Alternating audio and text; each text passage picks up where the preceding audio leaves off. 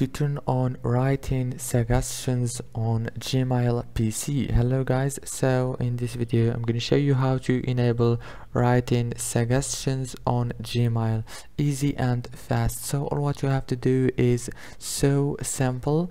Just go to Gmail. Now go to the top and click on the settings right here and click on see all settings. Now after you click on it, it will take you to this page right here. You will find many options, as you can see. All what you have to do is just go down, scroll down until you find the writing suggestions option. It's called Smart Compose.